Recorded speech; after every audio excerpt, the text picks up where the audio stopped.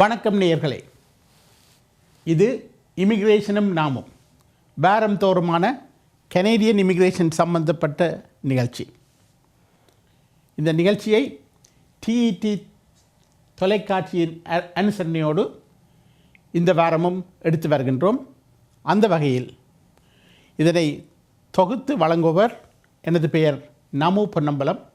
நான் avenicanada.com அல்லது அவெனி Canadian immigration consultancy ink என்ற ஸ்தாபனத்தின் ஊடாக அதன் பிரதிநிதியாக உங்களோடு இந்த நிகழ்ச்சியை நடத்தி கொண்டிருக்கின்றேன். இந்த வாரம் ஒரு வித்தியாசமான விடயம் சம்பந்தமாக, இமிகிரேஷன் சம்பந்தப்பட்டது என்றாலும் கூட ஒரு வித்தியாசமான விடயம் ஒன்றை எதிர்காலத்தில் அல்லது தற்போது நடைமுறைக்கு வரக்கூடியதாக பரீட்சித்து பார்க்கக்கூடிய ஒரு நிலைமை ஒன்றை உங்களோடு இந்த வாரம் எடுத்து வர விரும்புகின்றேன். அதாவது கனேடியன் இமிகிரேஷன் முதல் தடவையாக இந்த ஆர்டிஃபிஷியல் இன்டெலிஜென்ஸ் என்ற ஒரு விடயம், அதாவது மிஷின் ரீடிங், அதாவது கம்ப்யூட்டரைஸ்ட் ஒரு வித்தவுட் ஹியூமன் இன்ட்ராக்ஷன்ஸ், அதாவது மனித செயல்பாடுகள் அற்ற முறையில் ஒரு இமிகிரேஷன் ஃபைலை பார்த்து இது கம்ப்யூட்டரே அந்த டிசிஷனை கொடுக்கக்கூடிய விடயங்களை எதிர்காலத்தில் உருவாக்கலாம் அல்லது அதற்குரிய பரீட்சார்த்த முயற்சிகள் அல்லது சில விடயங்கள் ஏற்கனவே கம்ப்யூட்டரிடம் விடப்பட்டிருக்கின்றது. அதாவது மிஷின் ரீடிங்குக்கு இது ஆர்டிஃபிஷியல் இன்டெலிஜென்ஸ், அதாவது செயற்கை முறையிலான புத்திசாலித்தனம் என்று தமிழிலே சொல்லக்கூடும். அதாவது ஆர்டிஃபிஷியல் இன்டெலிஜென்ஸ் என்பது ஏற்கனவே பல வேறு செக்டர்ஸில் இதில் பரீட்சித்து பார்க்கப்பட்ட உண்டு. உதாரணத்துக்கு இந்த பேங்க் லோன் சம்மந்தப்பட்ட விடயங்களில் அது பரீட்சித்து பார்க்கப்பட்டு ஆர்டிஃபிஷியல் இன்டெலிஜென்ஸ் அது நிறைய கிரிட்டிசிசத்துக்கு உள்ளானது. உதாரணத்துக்கு அதில் ஒரு ஹியூமன் டச் இல்லை, அதில் சில விடயங்கள் அது அக்செப்ட் பண்ண முடியலை அல்லது அது ரிஜெக்ட் பண்ணுற விடயங்கள் தவறான முறையில் அது செயல்படுத்தப்பட்டிருக்குது என்றது ஒரு விடயம். இன்னொன்று, ஆர்டிஃபிஷியல் இன்டெலிஜென்ஸ் இந்த பொலிட்டிக்கலி எத்னிக்கலி ஒரு பயஸ்டான டிசிஷன் ஒன்றை மேக் பண்ணலாமோ என்றதிலையும் இது நிறைய விமர்சனங்களுக்கு உள்ளாகி வருகின்றது. ஏனென்று சொன்னால் இது 2 இடங்களை இந்த ஆர்டிஃபிஷியல் இன்டெலிஜென்ஸை கனேடியன் இமிகிரேஷன் பரீட்சித்து பார்க்கலாம் அல்லது ஏற்கனவே பரீட்சித்து பார்க்கின்றது என்ற ஒரு குற்றச்சாட்டு ஒரு மீடியா மட்டத்தில், குறிப்பாக ஆன்லைன் பிரிண்ட் மீடியா மட்டத்தில் ஏற்கனவே பேசப்பட்டு வந்து கொண்டிருக்கின்ற ஒரு விடயம். இதில் குறிப்பாக இந்தியாவிலிருந்தும் சைனாவிலிருந்தும் வரக்கூடிய நிறைய டெம்பரரி விசா அப்ளிகேஷன்ஸ் இவற்றை ஆர்டிஃபிஷியல் இன்டெலிஜென்ஸின் டிசிஷன் மேக்கிங்குக்கு விட்டு இமிக்ரேஷன் சில முடிவுகளை எடுத்திருக்குது. ஏனென்று சொன்னால் number of applications are really high. அப்போ அதனால் இதுக்கு மனித சேவை அல்லது அந்த சுமையை அதுக்கு கொடுத்து அல்லது நம்பர் ஆஃப் ஆஃபீஸர்ஸ் இன்வால்வ் பண்ணுறதை விட மெஷின் ரீடிங்கில் விட்டால் இது குயிக்காக இருக்கலாம் என்று சொல்லப்படுற ஒரு நிலைப்பாட்டில் இதை பரீட்சித்து பார்க்குறதுக்கு ஒரு வழிவகை ஒன்றை இமிக்ரேஷன் செய்து வருகின்றது. இதை விட இன்னொரு இடத்துலையும் இமிக்ரேஷன் ஒரு விமர்சனத்துக்கு உள்ளாகி வருகின்ற ஒரு இடம் இருக்குது. அதாவது இது கனேடியன் இமிக்ரேஷனை பொறுத்த வரைக்கும் பரா என்று சொல்லப்படுகின்ற இந்த ரெஃப்யூஜிஸின் ஒரு ஃபைனல் ஸ்டெப்ஸ் இல்லை ஒரு ப்ரொசீஜர், அதாவது pre removal risk assessment, PRRA. அதாவது ஒருவர் இங்கே ரெஃப்யூஜி கிளைமெண்ட்டாக இதில் இருக்கிறது எல்லாம் ஃபெயில் பண்ணி, அப்பீல்கள் எல்லாம் ஃபெயில் பண்ணி, maybe RAD appeal, refugee appeal division, then federal court appeal, இதில் ஃபெயில் பண்ண பிறகு ஒருவரை நாட்டுக்கு அனுப்ப முதல் இந்த பரா என்ற அப்ளிகேஷன் வரும். அதாவது ப்ரீ ரிமூவல் ரிஸ்க் அசஸ்மெண்ட், அதாவது இவருக்கு ஏற்படக்கூடிய ரிஸ்க் என்னவாக இருக்கும், திரும்பி போனால் அதுகள் வந்து politically, non-political, and then risk involved with their family members, especially children. அப்போ இதுகளை வந்து ஒரு மிஷின் இட்டப்படலாமோ என்ற ஒரு விமர்சனம் இப்பொழுது ஆரம்பிக்கப்பட்டிருக்கின்றது. இது ஒரு very interesting area for discussion. இல்லை இதில் நான் இதுக்கு சார்பாக எதிராகன்றதை நான் இதில் சொல்ல விரும்பவில்லை. ஏனென்று சொன்னால் இது too early to comment on. ஆனால் இந்த விமர்சனங்களுக்கு உள்ளாகிற இடங்கள் சரியானதா என்று கேட்டீங்கள் என்றால் மிகச் சரியான இடங்கள் விமர்சனத்துக்கு வைக்கப்பட்டிருக்கின்றன. அப்போ அதுகளில் மாற்றங்கள் வரக்கூடும். அப்போ ஆர்டிஃபிஷியல் இன்டெலிஜென்ஸை டோட்டலாக ரிமூவ் பண்ண வேணும் என்ற ஒரு சாராருடைய ஏக்கம் அல்லது எண்ணம் இருக்குது. அதே மாதிரி இந்த ஆர்டிஃபிஷியல் இன்டெலிஜென்ஸ் வந்து நோ இது நாங்கள் ஸ்டாப் பண்ண முடியாது. ஏனெண்டா இது fact of the technological revolution. So we have to go with that. At the same time இதில் வந்து in terms of making the decision, artificial intelligence let's say ஒரு ஃபைல் ரிஃப்யூஸ் பண்ணப்பட்டால் தென் இதில் ஒரு டிரான்ஸ்பரன்சி, இதில் ஒரு வெளிப்பாட்டு தன்மை, இந்த ஃபைலை உள்ளுக்கு போய் பார்க்குறதுக்கு என்ன முறையில் இருக்கலாம், அல்லது இதில் அப்பீலுக்கு ஏதாவது இடம் இருக்கா. அதாவது ஒரு அப்பீல் பண்ணி no we don't need the machine reading or we don't need the computerized results. We need to get the whole appeal process to be screened by a human a person, in other words. Okay. அப்போ இது வந்து ஒரு மனிதனால் பார்க்கப்பட வேணும், மிஷினால் பார்க்கப்படக்கூடாது என்ற ஒரு விவாதம், அதாவது அப்பீல் ப்ராசஸுக்கு அது முன்வைக்கப்படுகிறது. இது வெரி இன்ட்ரெஸ்டிங் ஏரியா. ஏனென்று சொன்னால் இந்த சேஞ்சஸை எதிர்காலத்தில் maybe we can delay it. ஆனால் இதை ஸ்டாப் பண்ணுறது கஷ்டம்ன்றது தான் நிறைய பேருண்ட எதிர்பார்ப்பு. அப்போ அந்த நிலைமையில் இதை ஸ்டாப் பண்ண முடியலை என்றால் நாங்கள் எந்த வகையில் இதை அக்கமடேட் பண்ணலாம், இதில் எவ்வளவு தூரம் இந்த ஹியூமன் இன்ட்ராக்ஷன்ஸ் இந்த ஃபைலுக்குள்ளே போடலாம், அல்லது இந்த மிஷின்ஸில் விட்டால் அதுகளுக்கு ஒரு அப்பீல் ப்ராசஸ் ஒன்றை க்ரியேட் பண்ண முடியுமா, மேபி ஃப்யூச்சரில் ஒரு ஆள் இதில் சம்மந்தப்பட்டு பார்க்குறதுக்கு என்றது இதில் விடப்பட்டிருக்கு இந்த விமர்சனங்களில். அப்போ இதில் வந்து இப்போ let's focus on the temporary visa application. Temporary visa அப்ளிகேஷனில் சர்டன் ஃபேக்டர்ஸ் இதுதான் ஹியூமன் ஐயில் வர்றது. அதாவது let's say foreign travel history, family ties, okay, and economic impact of the applicant going back to their native country. And இப்போ ஒரு ஆள் டெம்பரரியாக கனடாவுக்கு வர்றதாக இருந்தால் திரும்பி அவர் போனால் திருப்பி அவருக்குரிய தொழில் அல்லது அவருக்குரிய வருமானம் அல்லது அவர் வாழக்கூடிய நிலையிலே அவர் இருக்கிறாரா அங்கேருந்து வர்றவர், அல்லது இந்த எக்கனாமிக் பர்பஸுக்காக மேபி இந்த டெம்பரரி விசாவை யூஸ் பண்ணி கனடாவில் பெர்மனெண்ட்டாக நிற்கிறதுக்கு ட்ரை பண்ணலாமா என்றதை பார்க்குற இடம். அதே மாதிரி ஃபேமிலி டைஸ் என்று சொல்கிறது குடும்ப உறவுகள் தாயகத்தில் இருக்குதா, அதாவது வர்ற சொந்த நாட்டிலே அவைக்கு இருக்குதா என்று பார்க்குறது. அதாவது குடும்ப உறவுகள் கனடாவிலே அல்ல, குடும்ப உறவுகள் தாயகத்தில் இருக்குதான்னு பார்க்குறது. அடுத்தது ட்ராவல் ஹிஸ்ட்ரி. ஆஃப்கோர்ஸ் வெளிநாட்டுக்கு போய் திரும்பி சொந்த நாட்டுக்கு போனதுக்குரிய ஆதாரங்கள் இருக்குதா, அல்லது medical grounds. And then also they are looking into financial aspect in terms of ஏதாவது சேவிங்ஸ்லேயோ அல்லது ப்ராப்பர்ட்டி, ஒரு டெஃபினட்டாக ஒரு ப்ராப்பர்ட்டி ஒன்று பேக் ஹோமில் இருந்தால் அது திரும்பி போகக்கூடிய நிலைமையால். இந்த ஃபேமிலி டைஸ் என்று சொல்கிற போது லெட்ஸே வர்றவருக்கு ஃபேமிலியோ இல்லை பேரண்ட்ஸோ கிராண்ட் பேரண்ட்ஸோ இருந்தால் அவை ரெஸ்பான்சிபிளாக இருந்தால் அதுக்கு maybe the chances of going back is little bit higher than a single person. Okay. அப்போ அப்படியான இடங்களை மிஷின் வந்து maybe it can read, no doubt.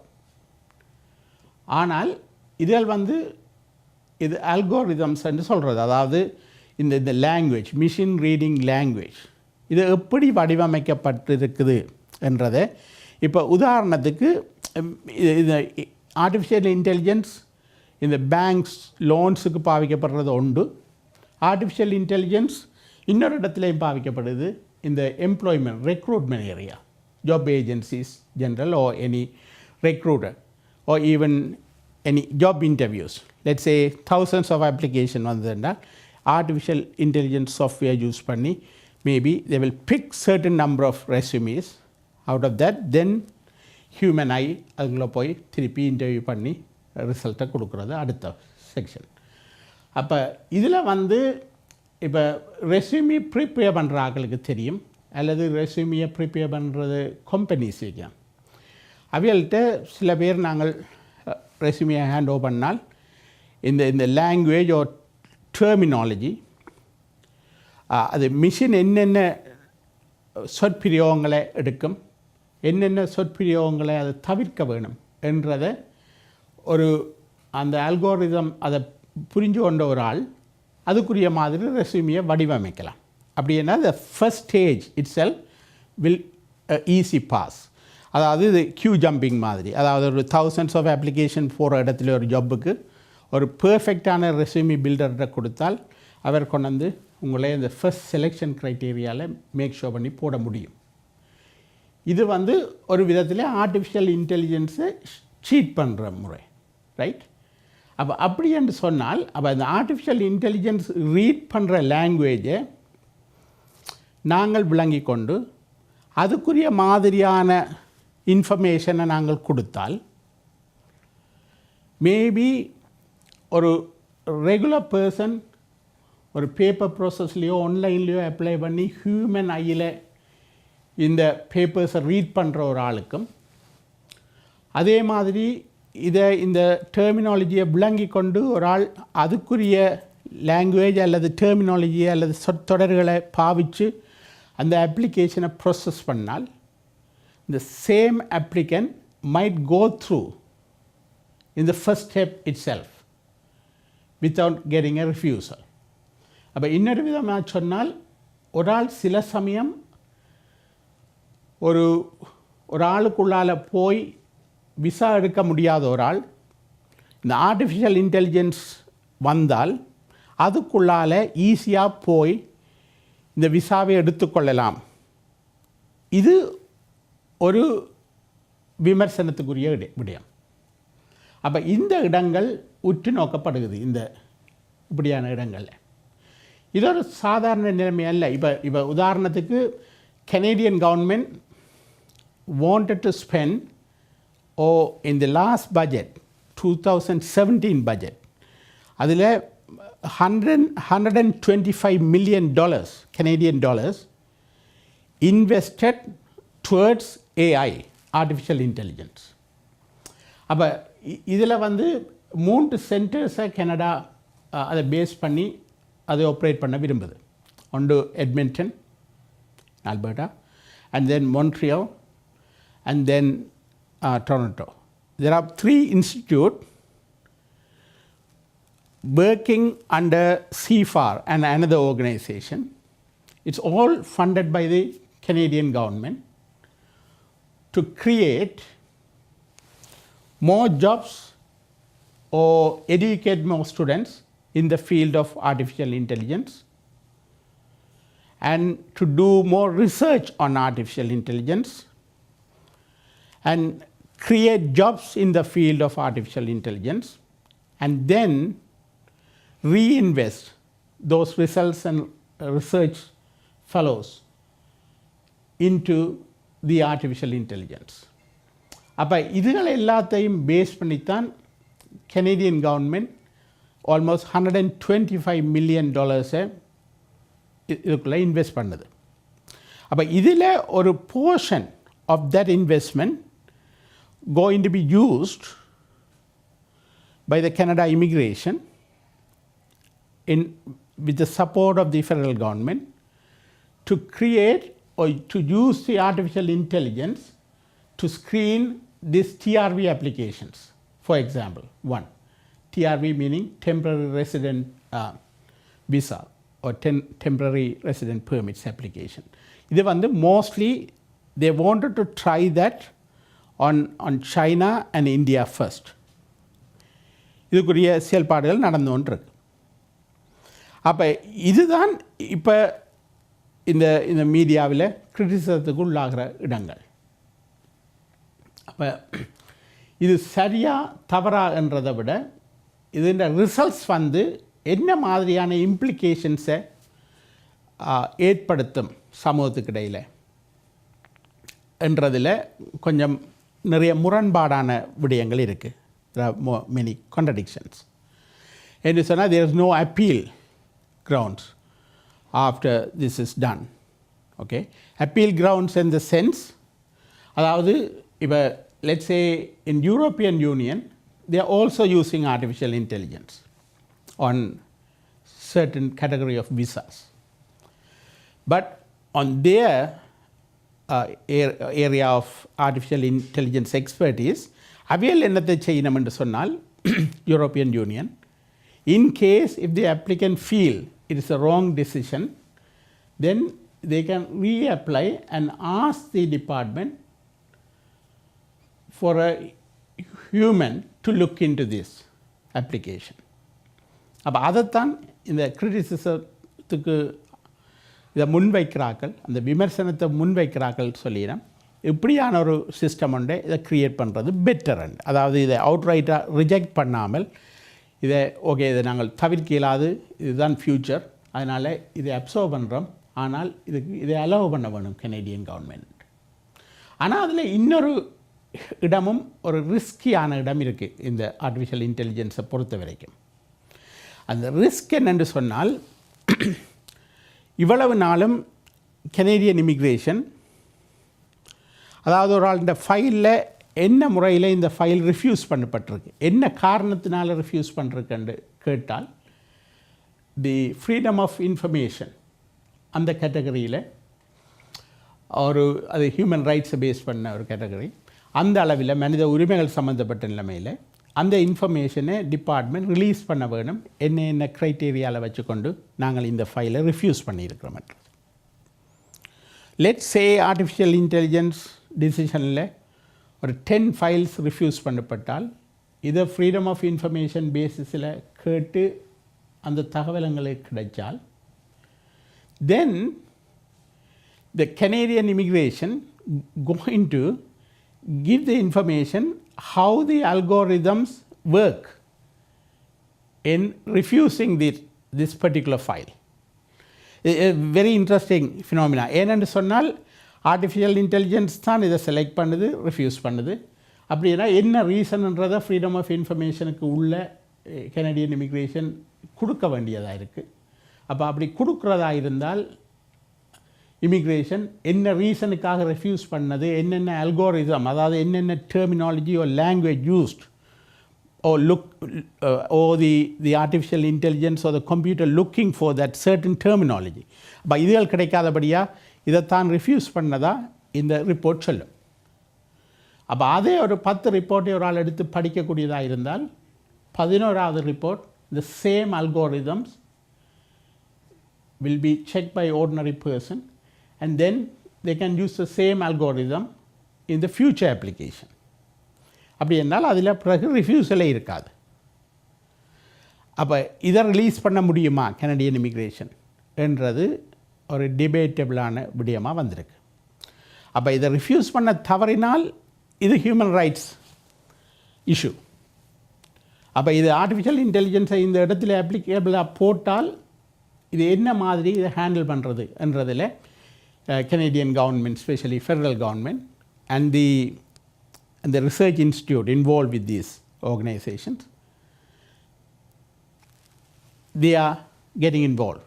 என்ன முறையில் இந்த ஹியூமன் ரைட்ஸையும் ஆர்டிஃபிஷியல் இன்டெலிஜென்ஸையும் மற்றது இந்த எத்னிசிட்டி ஓ கண்ட்ரி கண்டிஷன்ஸ் ஓ டிஃப்ரெண்ட் குளோப், இது நாட் ஓன்லி கனேடியன் இது institute, there are about 16-17 countries involved in making this artificial intelligence workable to by the Canadian standard. Okay, அப்படி என்று சொன்னால் அதில் என்ன முறையில் இதை நடைமுறைப்படுத்தலாம், இதில் வரக்கூடிய சிக்கல்கள் என்ன என்றதை பற்றி இப்போ இந்த இன்ஸ்டியூட்ஸும் இது கவர்மெண்ட் ஆஃப் கனடா ஆஃப்கோர்ஸ் அவையெல்லாம் ஆராய்ஞ்சு வரையணும். இதில் இன்னொரு இடம் வெரி இன்ட்ரெஸ்டிங்கான இடம், அடுத்த இடத்தையும் நான் உங்களோட டிஸ்கஸ் பண்ண விரும்புகிறேன்.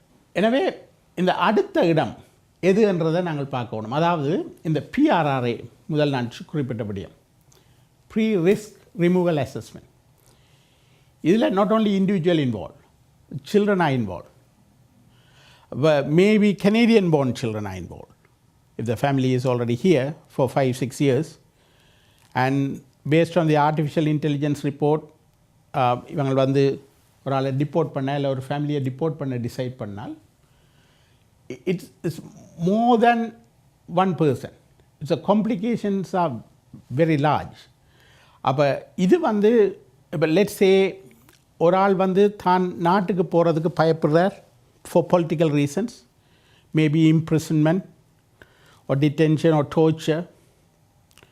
இந்த பயங்களை ஒரு ஆள் வெளிப்படுத்தினால் ஆர்டிஃபிஷியல் இன்டெலிஜென்ஸ் மேபி அதை சரியான முறையில் பிக்கப் பண்ண இல்லை என்றால், இதை ரிஃப்யூஸ் பண்ணால் அடுத்த ஸ்டெப் இமிக்ரேஷன் ஆள் இந்த டிப்போர்ட்டேஷனுக்கு போகும். ஏன்னா அதுக்கு மேலே அதை ஸ்டாப் பண்ணுற கொண்டும் இருக்காது நிறைய இடங்கள். அப்போ அந்த நிலைமையிலே ஒரு ஆள் திருப்பி அனுப்பப்பட்டால் யார் இந்த பிளேமே எடுக்கிறது? அதாவது ஆர்டிஃபிஷியல் இன்டெலிஜென்ஸில் பிளேமை போட்டுட்டு கனேடியன் கவர்மெண்ட் தப்ப முடியுமா? அல்லது இந்த ஆர்டிஃபிஷியல் இன்டெலிஜென்ஸ் எடுக்கிற முடிவுகள் மிகவும் சரியானதாக இருக்கும் என்று கனேடியன் கவர்மெண்ட் டிஃபெண்ட் பண்ண முடியுமா என்றது ஒரு விமர்சனத்துக்குரிய அல்லது விவாதத்துக்குரிய பொருளாகப்பட்டிருக்கு. அப்போ இதில் இவ்வளோ நாளும் நாங்கள் இதில் சம்மந்தப்பட தேவையில்லை என்று நினைக்கிறார்கள் நிறைய பேர் எங்களோட சமூகத்துக்குள்ளே இருக்கலாம். ஆனால் இந்த டிசிஷன்கள் உங்களோட ஃபேமிலி மெம்பர்ஸை அல்லது உங்களோட ரிலேட்டிவ்ஸை ஃப்ரெண்ட்ஸை பாதிக்கக்கூடிய நிலைமைகள் வெகு தூரத்தில் இல்லை. அதனால் ஜஸ்ட் கெட் இன்வால்வ், நாலேஜ் எடுங்க, என்ன செய்யலாம், இதுக்கு அடுத்த கட்டங்கள் ஏதாவது இருக்கா, அல்லது machine reading or algorithms is it workable or suitable for this kind of environment. அதாவது இந்த சூழலுக்கு கனடியன் இமிக்ரேஷன் சம்மந்தப்பட்ட சூழலுக்கு இந்த நாட்டின் பிரஜைகள் என்ற முறையில் நீங்கள் இதுகளை ஏற்றுக்கொள்ளக்கூடிய நிலைமைக்கு உள்ளாகிறீங்களா அல்லது இதில் உள் வாங்கிறதுக்கு தயாரா என்றதை நீங்கள் நினைவில் வச்சுக்கொண்டு, எனவே அடுத்த வாரம் இன்னும் ஒரு சுவையான நிகழ்வோடு உங்களை மீண்டும் சந்திக்கும் வரை நன்றியோடு நமு பொன்னம்பலம். வணக்கம் நேயர்களே.